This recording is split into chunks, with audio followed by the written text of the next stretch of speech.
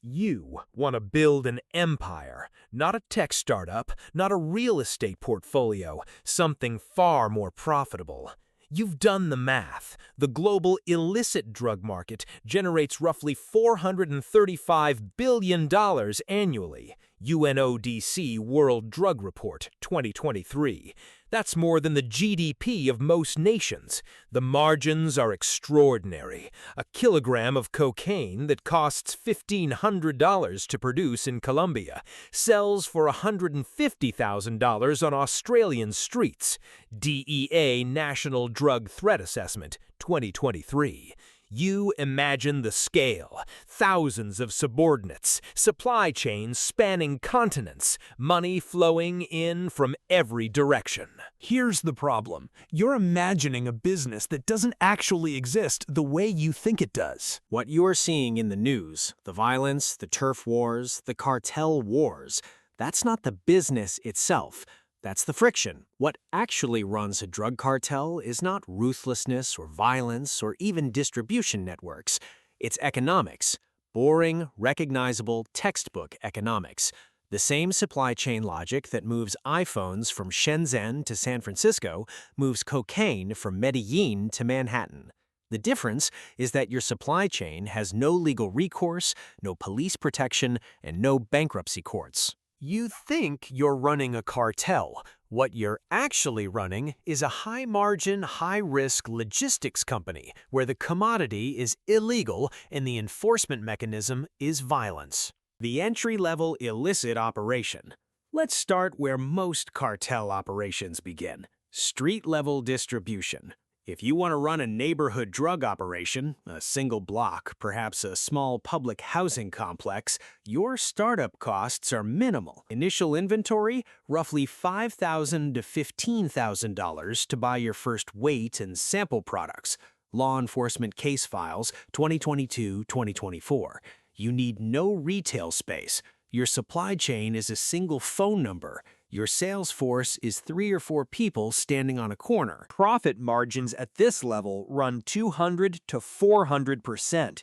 You buy a gram of heroin for $25 to $40. You cut it, portion it, and sell individual units for $10 each. A single gram yields 6 to 8 usable units. Your cost per unit, $3.50 to $6.66.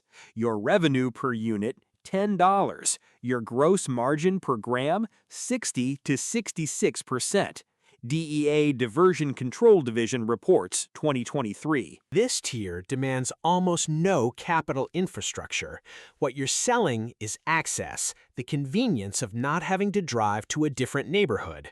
Your retail outlet is a street corner or a phone number. Your inventory turns weekly. Your break-even point arrives within the first 3 to 5 days of operation. Qualitative data from law enforcement interviews. 2020 to 2023. The mid-market regional distributor. Now scale up. You control a city, or half of one. You're not selling grams on corners. You're selling kilograms to the people who do. Your buy-in cost is entirely different. You need at least $250,000 to $500,000 in working capital to purchase consistent inventory. DEA Organized Crime Drug Enforcement Task Force reports 2023. You cannot afford to be out of stock. You're servicing 50 to 200 retail-level dealers, and they expect reliable supply at predictable prices. Your infrastructure costs climb. You need 1 or 2 secure storage locations, a house, a warehouse, somewhere that passes as legitimate. Rent, $1,200 to $2,500 per month, depending on location. Real estate cost comparisons. Urban markets. You need a logistics person, someone to manage transport between your supplier and your retail network. Salary expectations, $2,000 to $4,000 per month, paid in cash. Law Enforcement Confidential Informant Data, 2022 to 2024. You need security. A single armed lookout costs $1,500 to $3,000 monthly. Your operational losses are also real. Theft, seizure, adulteration. Roughly 5 to 15% of your inventory disappears through non-sale channels. You're also carrying risk capital.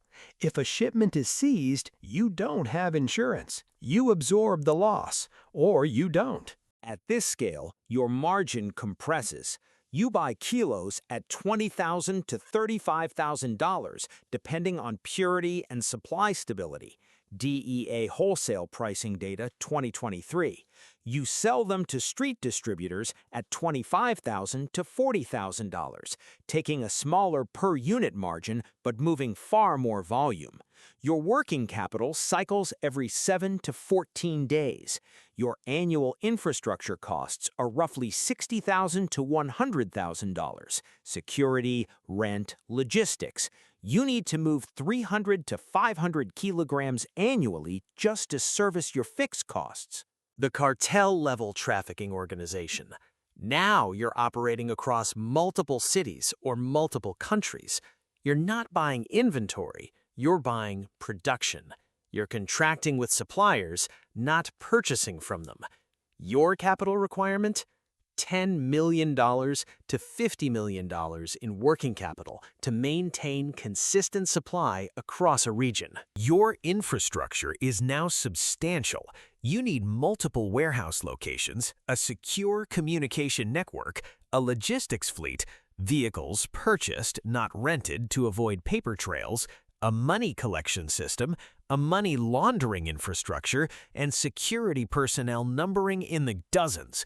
Your monthly operational costs easily exceed $1 million. You're also managing franchises. You license your brand and your supply to independent operators in each city. They get the product at a wholesale price. They handle the street-level risk. Your margin is smaller per unit, but you're moving thousands of units monthly. Your revenue is now measured in tens of millions annually. Here's the trap. The bigger you grow, the more you look like a normal business, and the more expensive it becomes to stay illegal. Money laundering infrastructure. When you're moving $50 million in annual revenue, that money cannot sit in a bank account. Banks file suspicious activity reports. You need a system to convert narco dollars into apparently legitimate income. This requires lawyers, accountants, and front businesses. Conservative estimates, 3 to 8% of your gross revenue disappears into money laundering overhead. On $50 million in revenue, that's $1.5 million to $4 million annually. Corruption and legal defense. The moment you reach a certain scale, you're not just dodging police, you're managing them. In many operating regions, cartel organizations pay regular bribes to local and federal law enforcement. Amounts vary wildly by region, but in Mexico's major trafficking zones, cartel monthly payoffs to police agencies range from $50,000 to $500,000 per jurisdiction. Academic Fieldwork and Journalistic Investigations, 2022 to 2024. You also need criminal defense attorneys on retainer. A competent defense lawyer in a major trafficking trial costs $300,000 to $1 million per case. Court records, federal criminal trials. If you're a cartel operating at scale, you're fighting multiple cases simultaneously. Budget: $2 million to $10 million annually for legal defense in large-scale operations. Comparative data from prosecution cases 2020 to 2023. Violence and security. Contrary to the Hollywood narrative, most cartel violence isn't random. It's targeted. Operational security maintenance. You eliminate informants, you eliminate competitors encroaching on your territory, you eliminate subordinates skimming profits. Each of these operations costs money. A contract killing in Mexico ranges from $500, street-level assassin, to $50,000, a more professional operation. News Investigations in Law Enforcement Reports, 2022 to 2024. A cartel operating in a contested market might execute 50 to 200 people annually as operational security. That's $25,000 to $10 million annually in direct execution costs, plus incidental violence costs, burning houses, waging turf wars. Add 20 to 50% overhead for failed attempts, collateral operations, and training.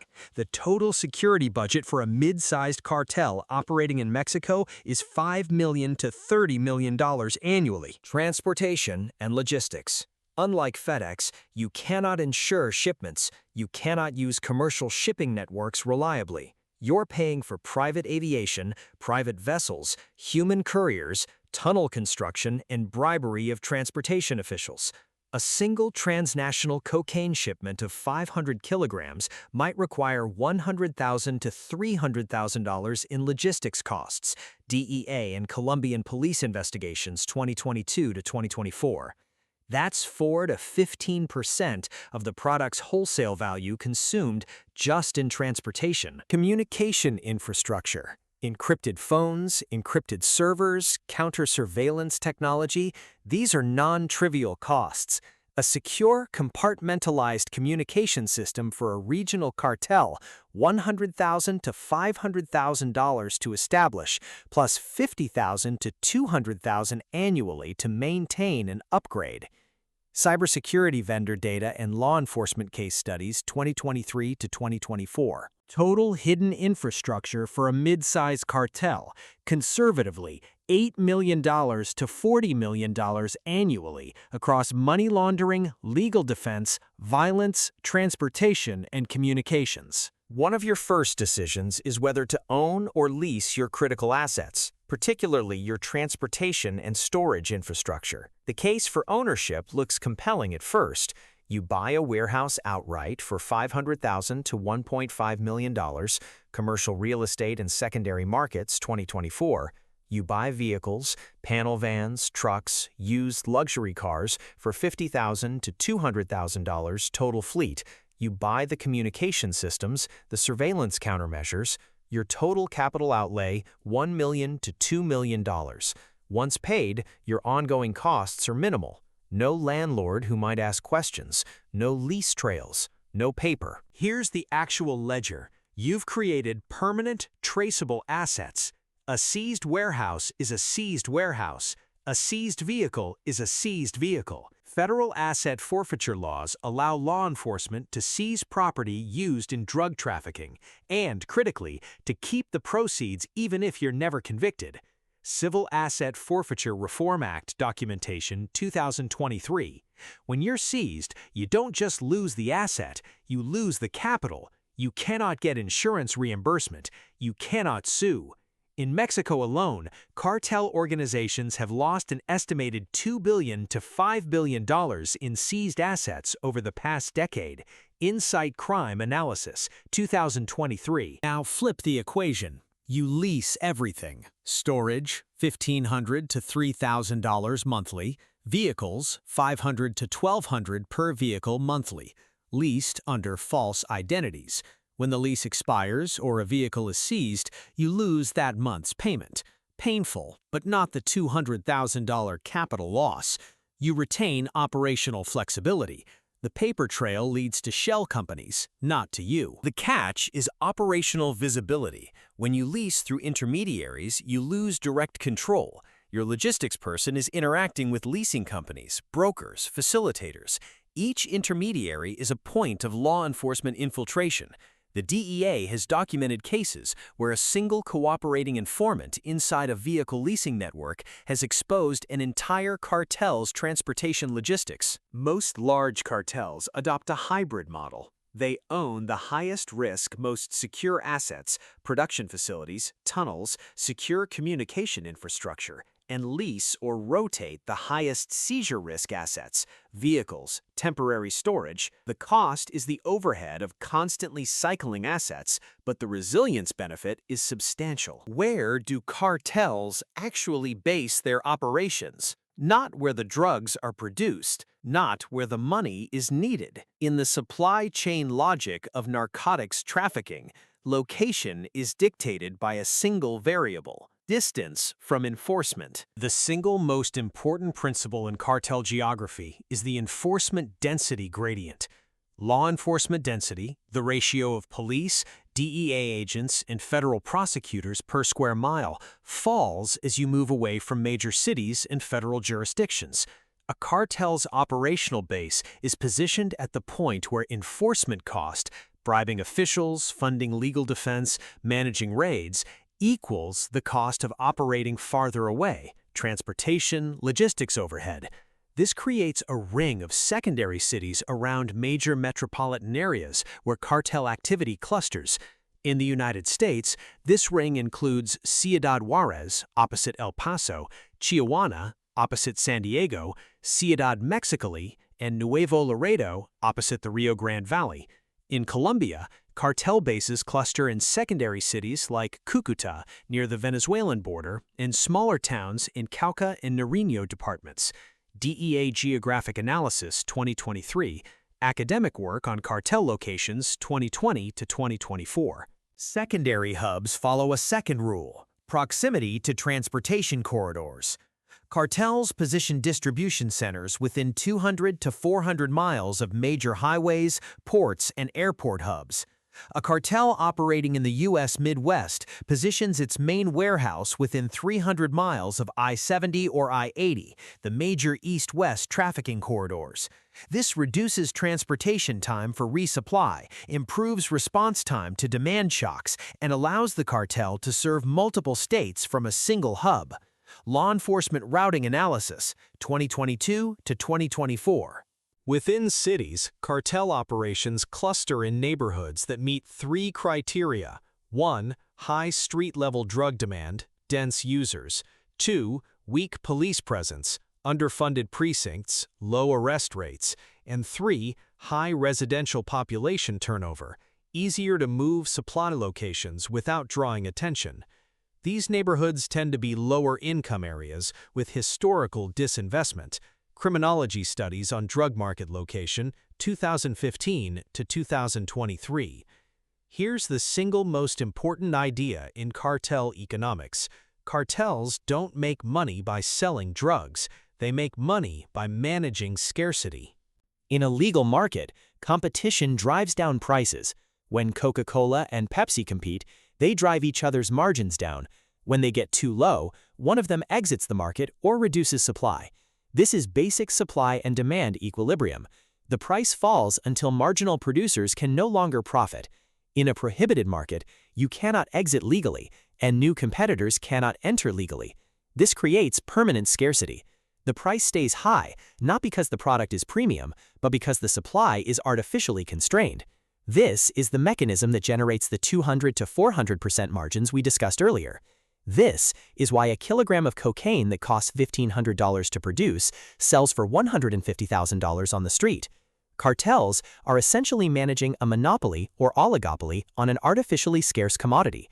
Their primary profit driver is not operational efficiency, it's market control. Market control happens through two mechanisms: territorial control and supply throttling. Territorial control means you physically prevent competitors from distributing in your area. You do this through violence, intimidation, and strategic elimination of rivals. When the Sinaloa cartel fights the Jalisco New Generation cartel over a territory, they're not fighting over the specific corner. They're fighting over the right to be the monopoly supplier in that region. Whoever wins gets to charge monopoly prices. The cost of that territorial fight, the violence, the military expenditure, the bribes to ensure government doesn't intervene on behalf of the rival, is a direct cost of maintaining pricing power. Supply throttling means you artificially constrain how much product enters a market. If you could freely produce and distribute as much cocaine as supply could theoretically support, prices would collapse. Users would have abundant access, which means other dealers could enter the market and undercut your price. So cartels restrict supply below demand. They do this by limiting how much product they give to regional distributors, by destroying C's rivals' inventory so it doesn't flood the market, and by strategically slowing transportation to prevent oversupply.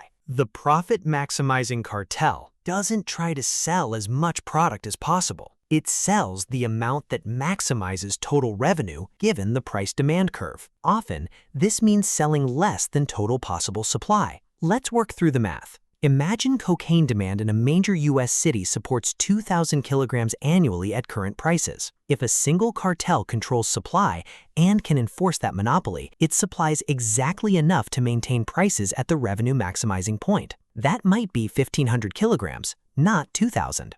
At 1,500 kilos, prices stay at $150,000 per kilo wholesale, $225 million in annual revenue. If they flooded the market with 2,000 kilos, prices might fall to $100,000 per kilo for $200 million in annual revenue. Less money despite more volume. This is why cartels spend enormous resources on enforcement, not to maximize distribution, but to maintain scarcity. Every killed rival, every destroyed shipment from a competitor, every dealer intimidated into exclusive supply agreements, these are investments in maintaining monopoly pricing power. Let's do the actual math on a mid-size cartel operating in a region like northern Mexico or the U.S. southwest border, controlling roughly 40% of the cocaine supply for a metropolitan area and surrounding region. Demand. The metro area, roughly 2.5 million people, has a cocaine consumption rate of approximately 0.8 kilograms per 1,000 residents annually. That's 2,000 kilograms annually. Your market share, 40%, or 800 kilograms annually. Read that again. 800 kilograms. That's your entire annual volume. Cost of goods sold. Cocaine costs $1,500 to $2,000 per kilogram at the Colombian production level. Factor in transportation and border crossing costs, roughly $3,000 to $4,000 per kilogram to land in the U.S. Southwest. Your landed cost is $4,500 to $6,000 per kilogram. Your total COGS, $3.6 million to $4.8 million annually. Wholesale price. You sell kilograms to regional distributors at $25,000 to $30,000 per kilogram DEA market data, 2023. At 800 kilograms, your gross revenue is $20 million to $24 million annually. Gross profit, $20 million minus $4.8 million equals $15.2 million. Rough midpoint. Operational costs. Now, subtract your infrastructure, security and enforcement operations, $8 million to $15 million annually. Territorial maintenance, violence, intimidation, money laundering, $1 million to $2 million. Logistics beyond COGS, $2 million to $3 million. Corruption and legal defense, $2 million to $4 million. Communication and surveillance countermeasures, $500,000 to $1 million. Total operational costs, $13.5 million to $25 million annually. Net profit, $15.2 million gross profit minus roughly $19 million. Midpoint of operational range equals negative $3.8 million. Read that again. You're operating at a loss. This seems insane until you recognize what's actually happening. A cartel operating a 40% market share in a major region is engaged in an active territorial war. That $8 million to $15 million in security and enforcement costs is the cost of that war, of maintaining your market control against rivals, against government intervention, against market entry by competitors. These aren't operating costs in the normal sense. They're competitive moat costs. They're the price of maintaining monopoly. If that war ends, if you achieve 80% market control and rivals stop contesting, your security costs might fall by 60 to 70%. Suddenly, your operational profile shifts dramatically. You might think the addictive nature of the drugs themselves is the key to cartel profitability. It's not. The addiction is almost incidental to the actual business logic. The cartel's primary design concern is the same as McDonald's or Starbucks: customer acquisition cost, repeat purchase frequency, and customer lifetime value. A first-time cocaine user has a low probability of becoming a regular customer. Estimates suggest only 15 to 20% of occasional cocaine users progress to regular use. SAMHSA Epidemiological Data 2023. But among those who do, repeat purchase intervals are frequent and consistent. An active cocaine user purchases roughly twice weekly. Qualitative data from law enforcement interviews and addiction medicine research 2020-2023. That's 100+ purchases per year per active user, far higher frequency than legal consumer products. Cartels optimize for this repeat purchase structure. They do this through quality consistency and price predictability, not through purity or potency. A user who buys a predictable product at a predictable price keeps coming back to the same dealer. A user who gets wildly varying product, pure one day, heavily cut the next, experiments with other dealers. This creates churn. The street-level dealer is incentivized to cut the product significantly. Purity at wholesale is 75 to 90%.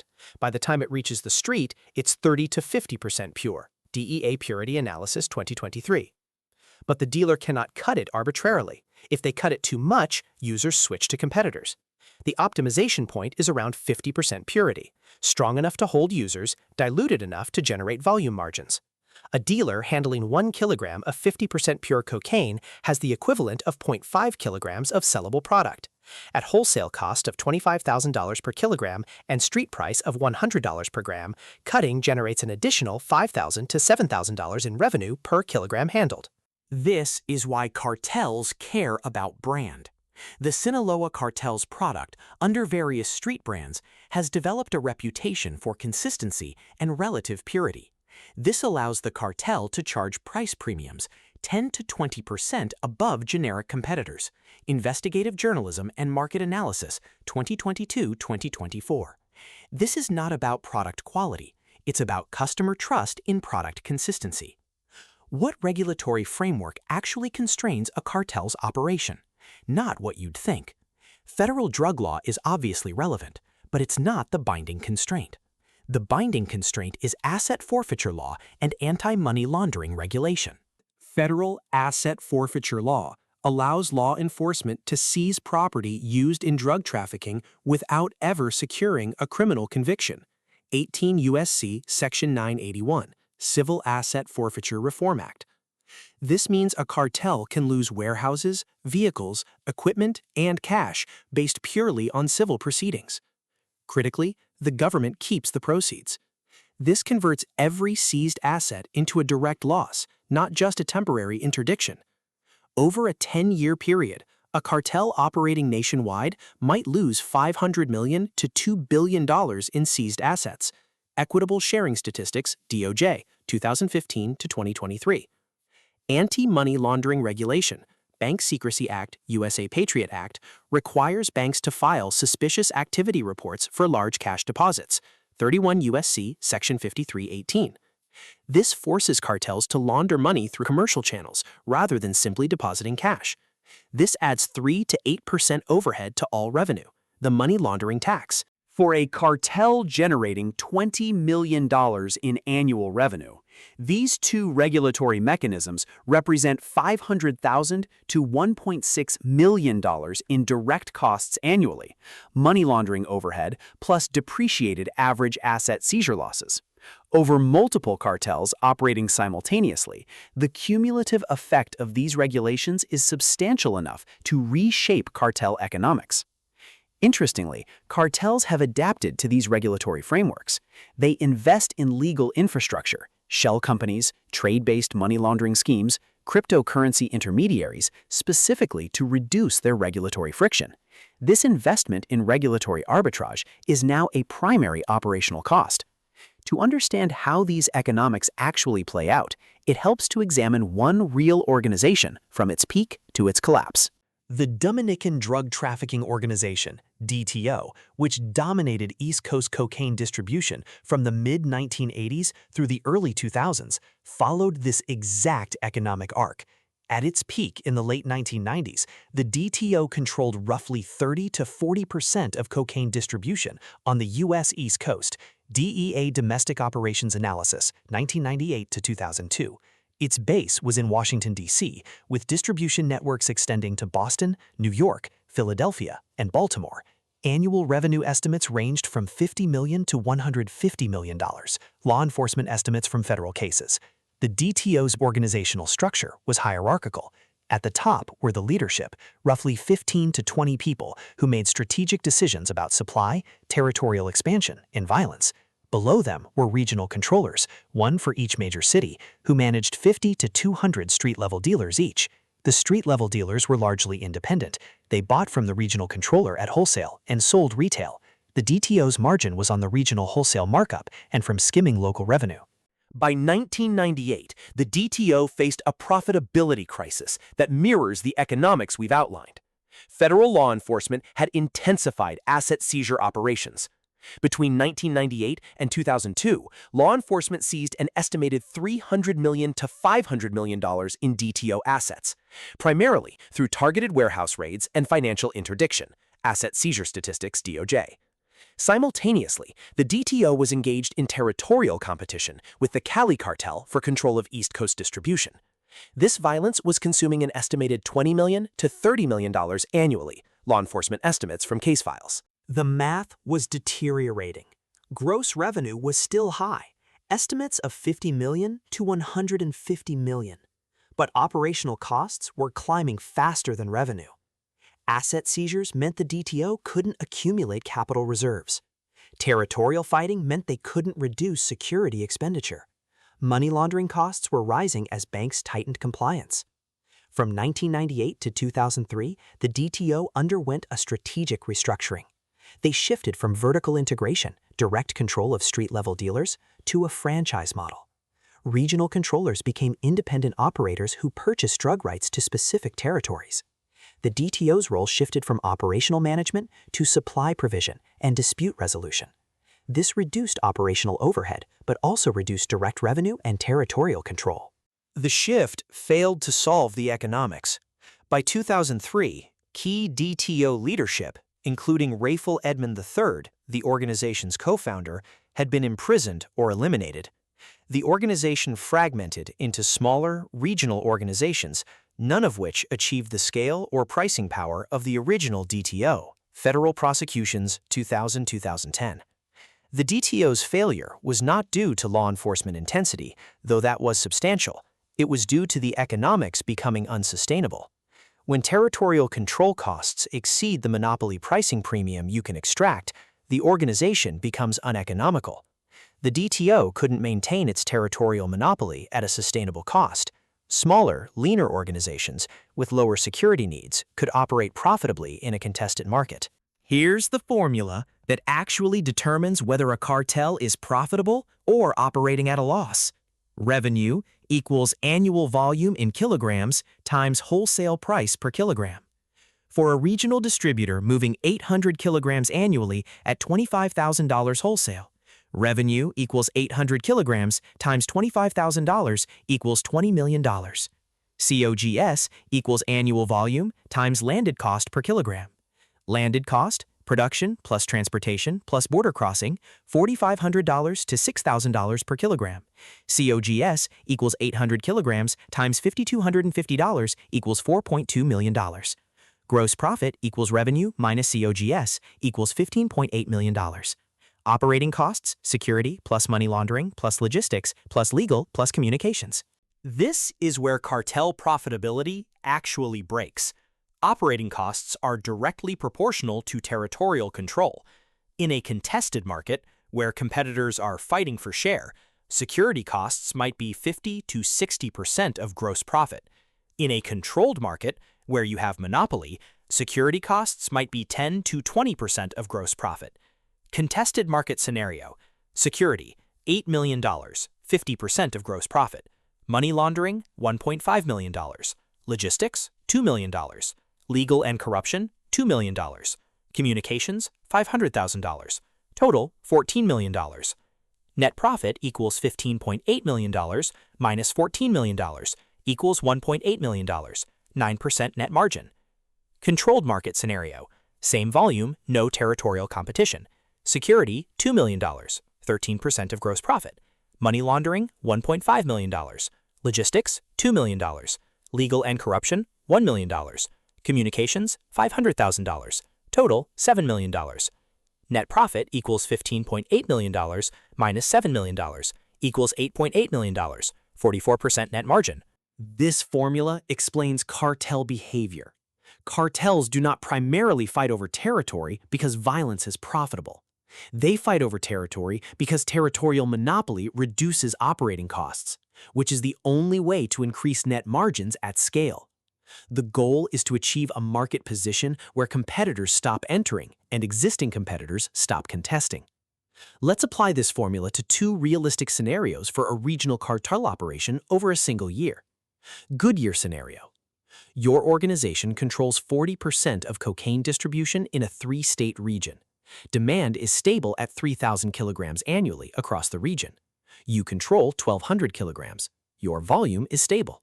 Your territorial competition from the Jalisco cartel is quiet. There's an informal truce. Your security costs are manageable because you're not actively fighting. Starting conditions: volume, 1,200 kilograms. Wholesale price, $26,000 per kilogram. Landed COGs, $5,200 per kilogram. Gross profit, $24.96 million. Security costs: no active war, $4 million. Money laundering, $2 million. Logistics, $2.5 million. Legal and corruption, $2 million. Communications, $600,000. Total operating costs, $11.1 million. Net profit, $13.86 million. 3 ordinary things go right. 1. A major competitor's supply is disrupted for 3 months, allowing you to temporarily increase volume to 1,400 kilograms at $27,000 per kilogram. 2. Money laundering efficiency improves through new real estate investments, reducing that cost to $1.5 million. 3. Police corruption payments decrease when the current administration changes to one more favorably inclined. Updated math. Temporary volume boost plus 200 kilograms for 3 months, then revert, adds $1.35 million. Laundering efficiency savings, $500,000. Reduced corruption costs, $500,000. Net profit, $16.21 million. A 17% improvement from the baseline. Bad year scenario. Same starting conditions as good year, but 3 ordinary things go wrong. 1. The Jalisco cartel decides to contest your territory. They begin flooding your region with lower-priced product, forcing you to reduce prices to $23,000 per kilogram to maintain volume. 2.